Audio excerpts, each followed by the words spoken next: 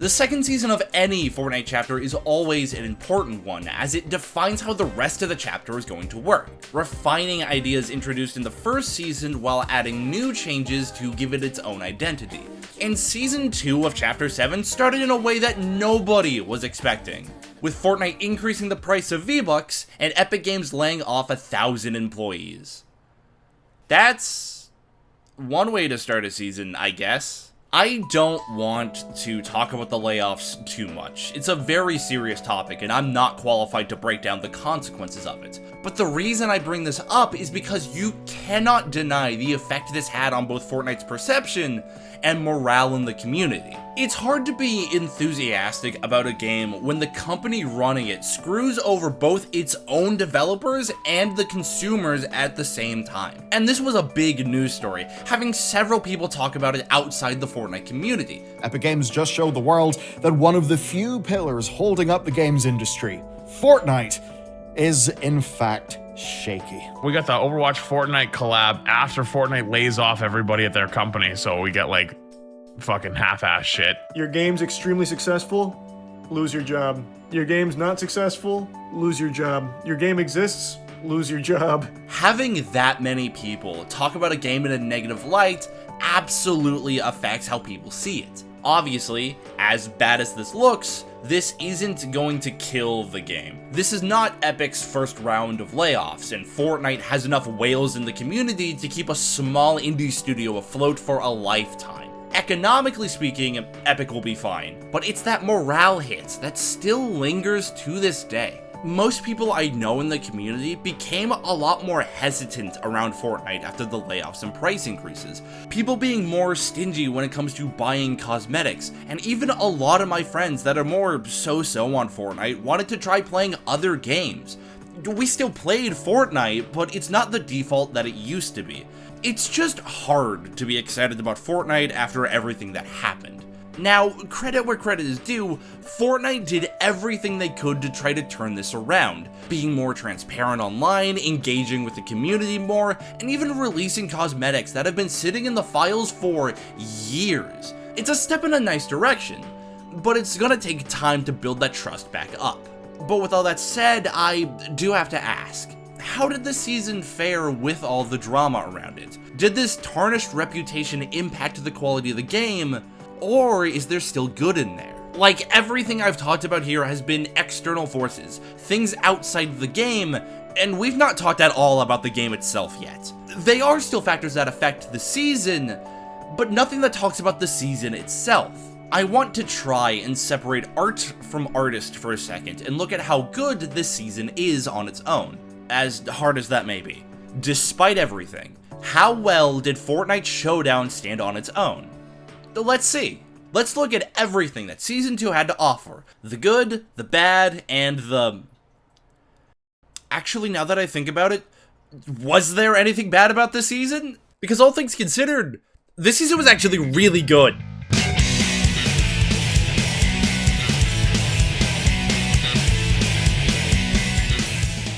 Before we get too far into this, some ground rules as always. 1. This is an opinion piece. Feel free to disagree with me. 2. We will exclusively be talking about Zero Build, which goes into 3. I'm not going to go over the changes to Zero Build. I just made a video going over those, and talking about them here would feel redundant. And 4. The only reason I'm able to put this much effort into videos is because of my Patreon. If you want to help support the channel, please consider becoming a patron. I do also have a creator code, but after, I'm a little hesitant to rely on that anymore. The Patreon is a better and cheaper way to support me.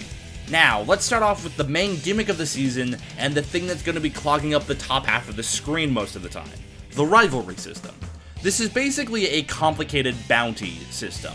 When a rivalry is activated, both you and another player will be marked on each other's maps. The main draw of this is to give you a constant mid-match objective.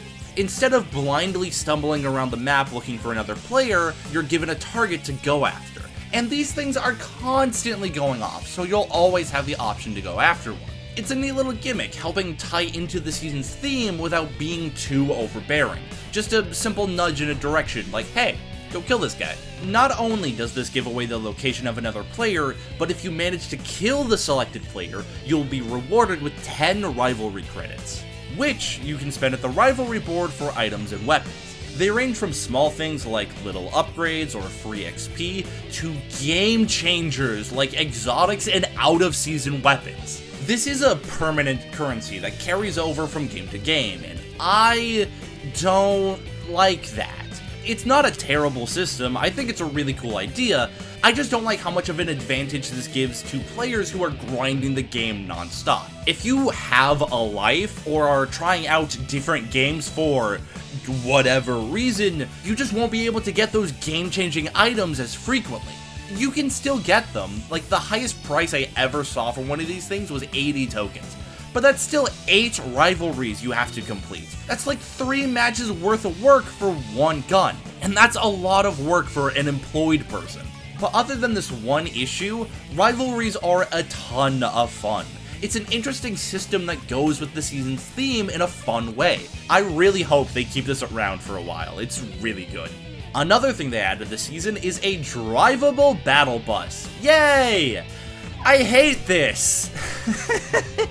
It's a fun concept, right? Like, letting a person have complete control of the battle bus is a fun idea. But we start running into problems when people take a, creative path, let's say. There are these balloons that encourage the driver to take a much more normal path, but what normally ends up happening is either the bus driver is totally AFK, or your bus driver does not deserve to be thanked. Trying to pick a landing spot is so hard because you have no idea where the bus is going. Like, want to land at Sandy for a quest? Too bad. Everyone's going to go to the left side of the map and you're going to like it. Instead of an even distribution of players, there ends up being a super high focus of players on one side of the map, which leads to games where everyone is dead by like Storm Circle 3. That's funny, don't get me wrong, but it completely changes the pacing of a match. On the bright side, this doesn't happen often. It's like 1 in every 10 games you'll get a round like this.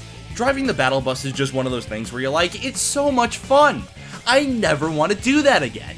It's a unique experience, it just doesn't add anything other than forcing players onto one side of the map. Speaking of the map, there's actually a lot of really good changes this season.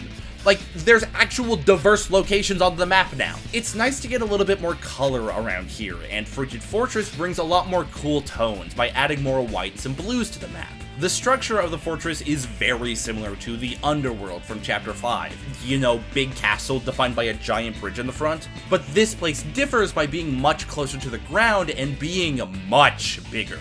Being made up of the castle itself, a more open castle area outside of that, and then a super long bridge in the front. The main draw of this place is just the sheer contrast in structure. Every other building on the map is infinitely more grounded, and then we have the giant fantastical ice castle. Like, finally, a memorable POI. Another change I love that they did is what they did to Latte Landing. Instead of replacing the whole location, they just added more snow, with the only major change being the lake towards the back is now covered in ice. That's adorable! A big problem with yearly chapters is that named locations don't really stay around for that long. But here, you get the familiarity of knowing a location and the excitement of a new locale at the same time. Sometimes a new coat of paint is more than enough to bring life into an area. I really hope they do stuff like this more often. Latte is slowly becoming my go-to landing spot, so I'm really glad it's still here. I don't want to lose my landing spot halfway through a chapter again. I miss you, Whiffy. Wait, what the fuck? Squibby Shores is the other new POI this season, and it's a real good one. I describe it as Sleepy Sounds with more personality. It's a beach town connected to a sea, and some of the buildings are very spread out. The lighthouse, the fishing shack, and Fish Sticks restaurant are all scattered around the beach, while the main town is a more traditional closed-off area with a few docks sticking out. Why does this place have docks if the boats really can't even get in? Not only is this place very open, but it's also super low to the ground, and the whole POI is surrounded by higher mountains and hills, which can be both a blessing and a curse. This place is no Whiffy Wharf or anything like that, but it's still a really interesting location. It almost makes up for the fact that they just completely removed Treetop for no reason. Why did they remove Treetop Terrace? Like halfway through the season, with no rhyme or reason, they just completely got rid of this place, and all they did was replace it with like a wood mill. They removed this place for nothing. Oh, but they put the elite base right next to it. They removed this place for nothing. The last change to the map was that they added Builder's Barracks, an entire POI made out of basic building materials and a few Save the World references. That's cute, and also explains why these random build pieces are just out in the ocean like this. Overall, these are really good map changes, bringing a lot more personality to a map that was really lacking some. But the thing that brought the most personality this season was the weapon rotation. Normally, in Season 2, they make minor adjustments to the pre-existing loot pool and add a few new items. This time, however, they completely changed the loot pool from Season 1. The only two things from last season that are still here are the Twin Hammer and the Iron Pump. Everything else got replaced with other pre-existing Fortnite weapons from previous seasons. Now, not everyone has played every Fortnite season, so I'm gonna go over these weapons as if they were new. You can skip to here if you just want to hear me talk about the new stuff. First off, the bread and butter of the season, the Combat Assault Rifle. It's probably the strongest AR this season and a personal favorite of mine. The last time this thing was in rotation was during Wrecked, back when there was Bullet Drop, but now that we're back to Hit Scan, this gun is suddenly way stronger. It's not the best in terms of long range, like, you're not gonna hit anyone across the map with this thing, but in terms of medium range, oh, the Combat AR is so good. I liked this thing, but this gun had a bug the entire season that never got fixed. You see, when I would shoot people with the Combat Assault Rifle, I can't seem to hit anything, but when other people would shoot me with the Combat Assault Rifle, I always got hit. So if the devs could just, like, you know, fix that, that'd be great. The Nemesis AR is another gun from Ballistic! It has more bloom and a slower fire rate compared to the Combat. I'm sure it's good, but I just prefer the Combat. Hey, speaking of guns I don't like, here's the Thunderburst SMG. Instead of having a wide spread like a normal SMG, this one's much more focused and precise. Pro and comp players love this thing, but as someone with some of the worst aim on the planet, I struggle to make this thing work. Thankfully, they also brought back my favorite SMG, the Twin Mag. Oh, I've missed you so much. It's a fairly straightforward weapon with the unique twist of having two magazines loaded. When the first one is empty, you can quickly swap to the second one. It's nothing crazy, it's just a nice panic option. It does very little damage, but it can do a lot of little damage, if that makes any sense. And that's what I want out of an SMG. Next is the Harpoon Gun. This is more of a utility item that you can just use as a gun if you really wanted to. But you can shoot it at people for 75 damage, and it will also pull them. It's a nice, funny option. Then lastly, for returning weapons, we have the Recon Scanner. The last time this thing was in rotation was Chapter 3 Season 2. Before I was even playing Fortnite. This might as well be a new gun to most players. It shoots out a little ball that pulses out a recon scan, marking both unopened chests and enemy players. It's such a nice utility option, being able to scan most of a location. The scanner is not super common, and you can only shoot 2 scans every 20 seconds, but that also just stops people from spamming this thing. And that's all the returning weapons this season. Now, before we get back to talking about everything new that was added, I'm gonna say some stuff that is entirely off topic to confuse the people that actually skipped ahead. If you excuse me real quick. Bloodborne has some insane enemy variety. There's the normal types you would expect, like crazy people, werewolves, spiders, and the like, but they also include some incredibly grotesque enemies, like the brain suckers that steal your intelligence, bulbous head winter lanterns that make you go insane just from looking at them, and a freshly born amalgamation of human limbs, covered in mucus, crying in agony, and the new items added this season are super fun, with a big focus this season being on the return of the Foundation. We got some new items based around the 7, my favorite one being the Vector 7 DMR. I think this is the first time I've ever actually enjoyed shooting a DMR in Fortnite. It's the only gun in the entire loot pool that has a scope, and it deals heavy damage. That's probably why it takes heavy ammo. Because this is the only gun with a scope in the entire season, it feels like it's the only true long-range option. Like, sure, you can use the other ARs for long range, if you have the skill to shoot ants. The Vector, on the other hand, at least makes shooting ants a little easier. It's a very nice change of pace from the constant threat of the Deadeye and MK that plagued last season. The other weapon based around the 7 is the Cluster Cannon. This thing just shoots cluster clingers. That's awesome. It's just a rocket launcher that shoots multiple explosions in a tight area. There's not much to say about this. The only caveat of this thing is that it doesn't take normal ammo. Each launcher only gets 7 shots, so use them carefully. Then the last item based on the 7 is the Power Gloves. These are one of the worst melee items ever added to Fortnite. And that's a good thing. These gloves can only do 2 things. Either you can dash punch or uppercut into the air. This is essentially just a mobility item that you can use for damage if you really need to. That sounds kinda bad, but after everything we had to deal with in Chapter 6... Got him low. A weak melee item sounds kinda nice. Don't get the wrong idea, this thing is far from useless. Not only does this thing provide some really good vertical mobility, which on this map is absolutely crucial, it's also possible to combo people with the uppercut and dashes. Holy fuck! Oh my god! Oh my god! Oh my god! I'm just fucking styled on that, man. It's really nice having a melee item that you can't just spam in someone's face. That's not the problem with this thing. This is the problem with the Power Gloves.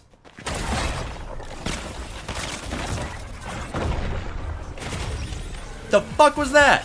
Okay, so the thing with the punch dash is if you're not pressing anything, you'll just dash in the direction that you're looking. But if you're pressing a directional button, you will dash in that direction instead. This is a really cool concept, letting people move in any direction they want to without having to move their camera all over the place. It sounds useful. So what's the problem? I'll tell you the problem. The visual indicator doesn't update. If you are in the air looking down, it shows you where you're going to land. But pressing a directional button doesn't change this. There were so many times where I would dash into the air, wanting to punch down on an enemy. I saw the indicator and thought, oh yeah, I'm gonna hit that. And then I just go flying in a completely different direction. I know that this is my fault. This is a skill issue, 100%. But it took so long to figure out what was happening because again, that indicator did not update when you press down on a button. This was never an issue until you got into a high-stakes situation and then fumbled the controls. Look, I love the gloves. They were so much fun to use. It's just a shame that I had so many bad experiences with them. What I never had a bad experience with was the Chaos Reloader shotgun.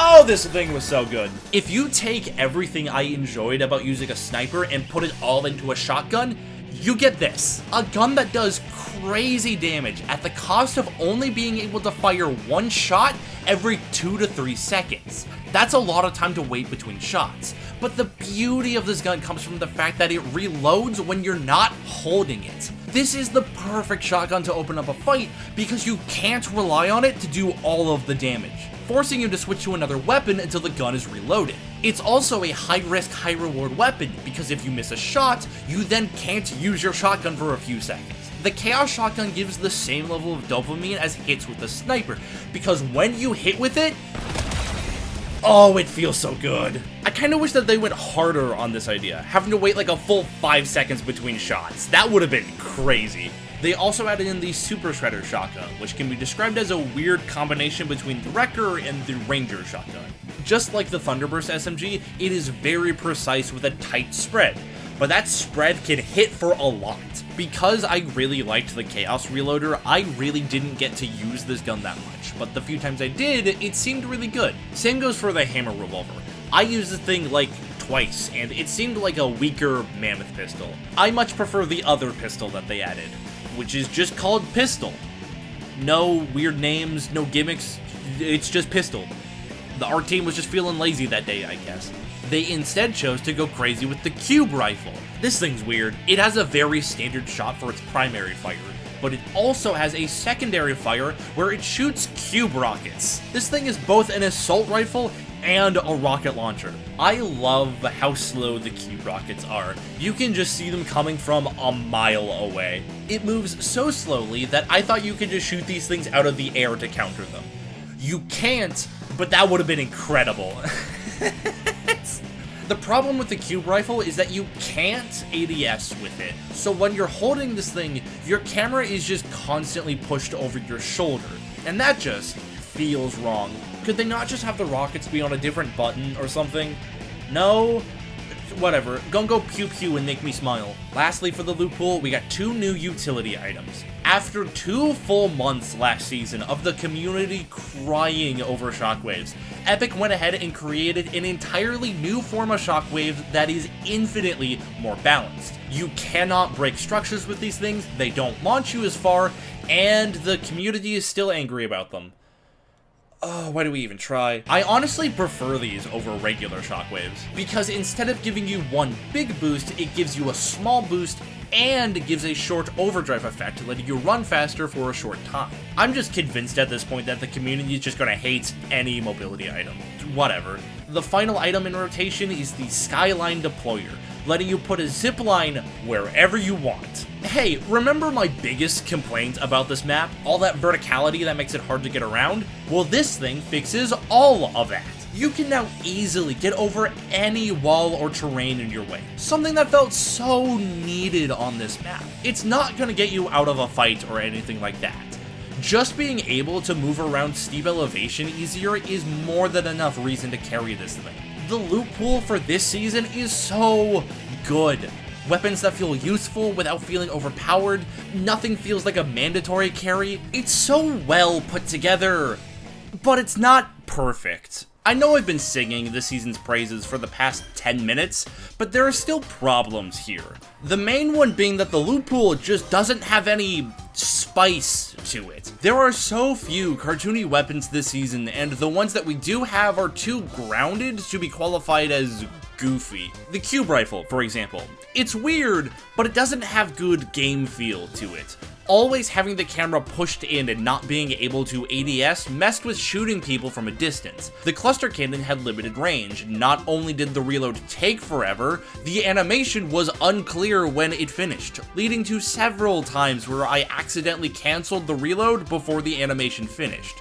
The only goofy item that excelled at being goofy is the gloves, which had their own share of problems. None of these items really felt too exciting to use. Like, what's the point of being goofy if you're not fun? I've always felt that Fortnite is at its best with a lot of goofy, cartoony items in rotation, and as good as this loot pool is, there's just not much excitement here.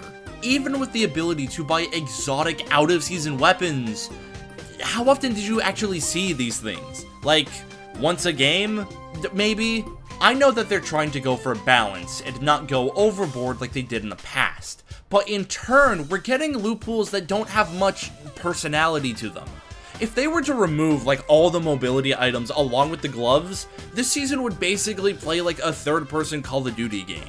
A lot of people have been saying that Fortnite's been losing its cartoony nature in terms of art direction, but I feel like we're starting to lose Fortnite's cartoony gameplay as well. This is now 2 seasons in a row where we've only had like one goofy item in rotation. This loot pool is good, do not get the wrong idea, but like, adding the lead spitter and the bug blaster is not going to ruin that.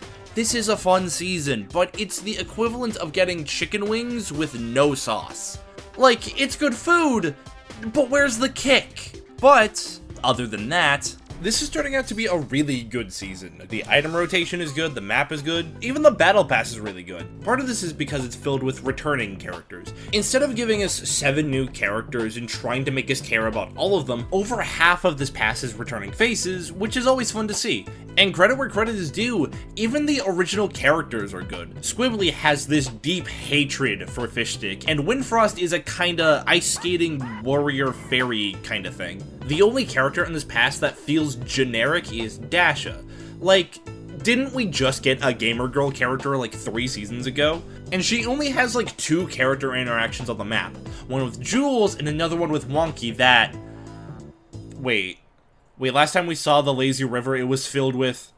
Dasho, what did you do? This is definitely one of the better battle passes Fortnite has ever put together, but I do have to complain about the V-Bucks changes. They significantly reduced the amount of V-Bucks you get in a pass, going from 1,500 all the way down to just 800. And because some of the V-Bucks in the battle pass are free, that means that you now earn more V-Bucks if you don't buy the pass and only break even when you do buy it. This just feels incredibly tone deaf. Like, I look to my left and I see Marvel Rivals, which lets you grind units at the end of a pass, and then I look at Fortnite, a game that has over 5 times the player count as Rivals, being incredibly stingy.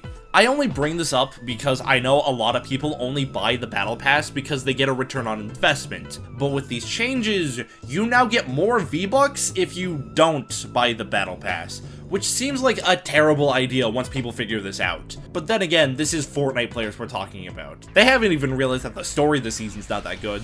There is part of me that feels bad for saying this. Like, I've seen so many people talk about how good the story this season is, but I just don't see that.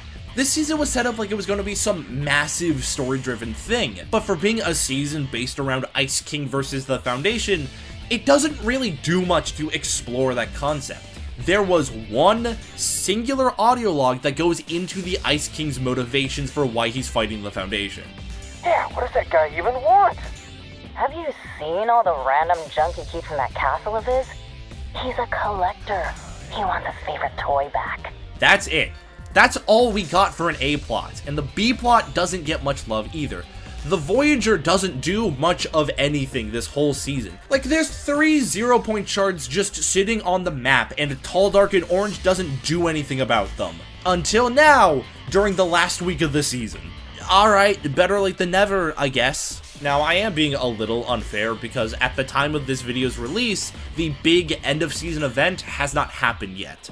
And I'm sure that this event is going to do a lot of heavy lifting for the story. However, even if the event is incredible, it doesn't make up for the fact that we've gone 2.5 months with almost 0 story development. One big ending isn't gonna make up for that. Like, 0 Hour was cool and all, I loved that, but it didn't really do much to develop the Dark Presence, and I feel the same thing is gonna happen here. I don't know, maybe I missed some, like, important NPC dialogue or something, but this season's story just feels like it's a stepping stone for a bigger story. But if you can't make the journey to that location interesting, then what's the point of even going there in the first place? You get what I'm saying? Whatever. Anyways, let's finish this section on a more positive note. The Overwatch collab, which was phenomenal. Except that there's no Venture skin, so like, why even bother? This is easily like top 5 best collaborations Fortnite has ever had. There was nothing too extreme, just some simple changes. Instead of changing every POI, they just added a few small landmarks recreating points in Overwatch, like Watchpoint Gibraltar and Hanamura.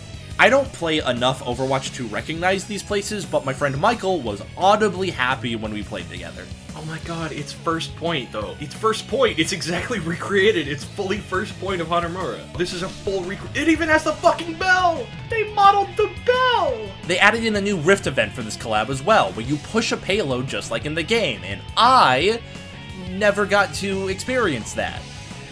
Oops. That's a big problem with all the Rift anomalies they added this season.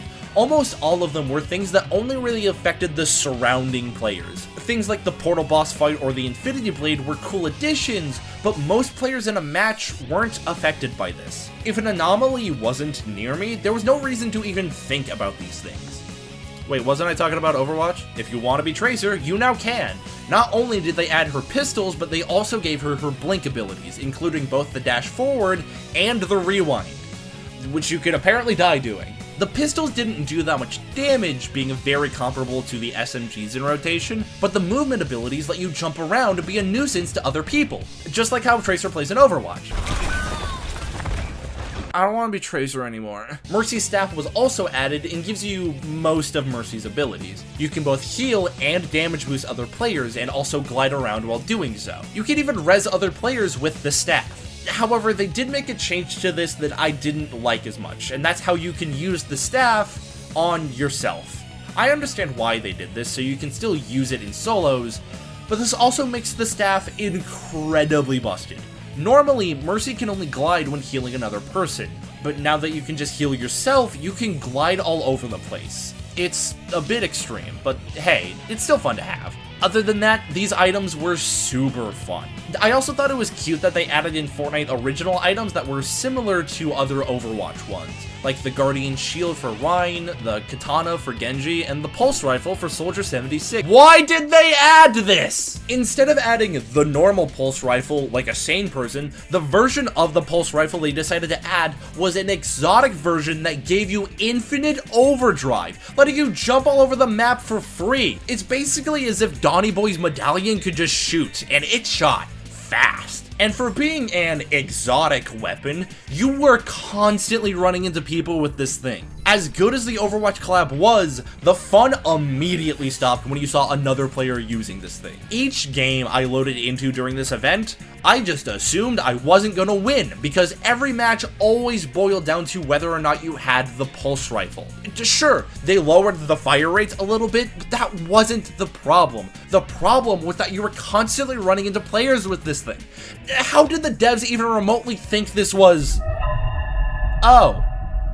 Hi, Tofu Chris, a senior director of Fortnite replying to my tweet.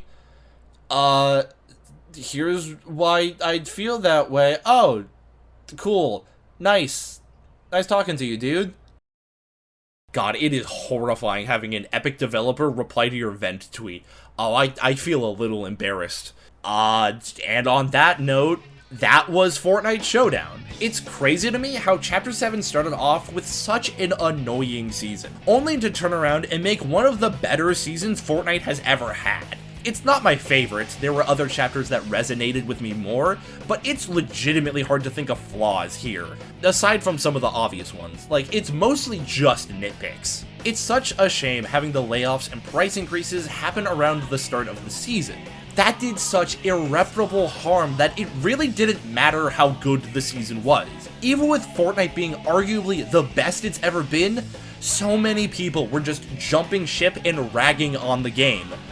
Justifiably so. Like, we only get into situations like this from people running their business terribly. And while I will continue to voice my criticisms at the people who run Epic, the developers at Epic, the people who actually put effort into making Fortnite a good game, did a phenomenal job.